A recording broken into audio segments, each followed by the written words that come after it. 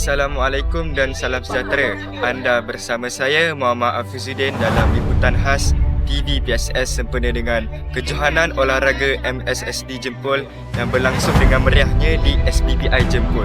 Pada hari ini 15 Mei 2026 merupakan hari pertama kejohanan ini yang menghimpunkan para atlet muda yang berbakat dari seluruh daerah Jempol. Suasana sudah meriah sejak awal pagi lagi dengan kehadiran para guru, ibu bapa dan penyokong bagi memberi semangat kepada kontijen masing-masing. Mari kita ikuti laporan penuh daripada wartawan di lokasi kami.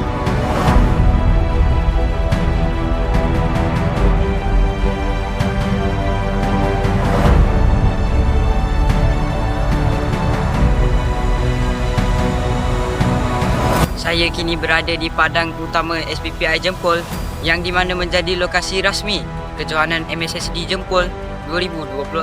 Pelbagai acara balapan dan padang telah berlangsung pada hari ini. Antara acara yang dipertandingkan ialah larian 100 meter, larian 200 meter, larian 4x100 meter dan larian 4x200 meter.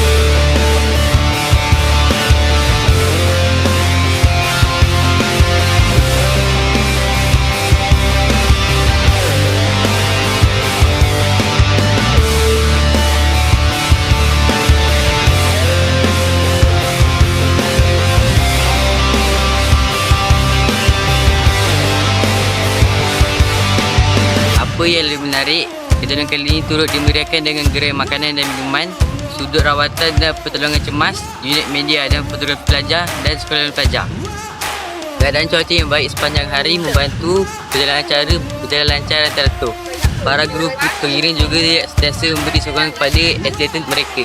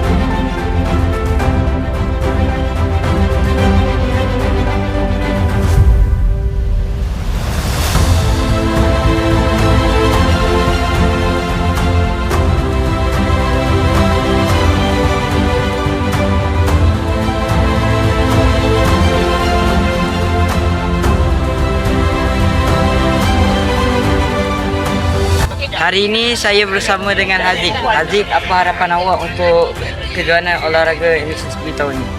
Saya ingin membanggakan mak ayah saya dan sekolah. Apa perasaan awak dalam melakukan kejohanan olahraga ini? Perasaan saya memang suka dalam bidang ni. Tapi sayang sekali saya tidak dapat banggakan sekolah pada hari ini dalam kategori lompat tinggi.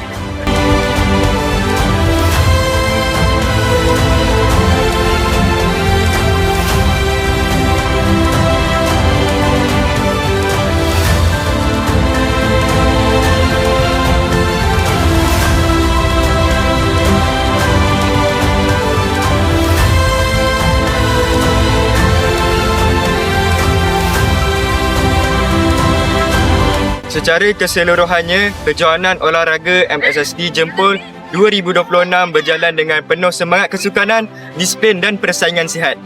Diharapkan kejohanan ini dapat melahirkan lebih ramai atlet yang berbakat. Saya Ahmad Faris Adib Saya Muhammad Hafizuddin.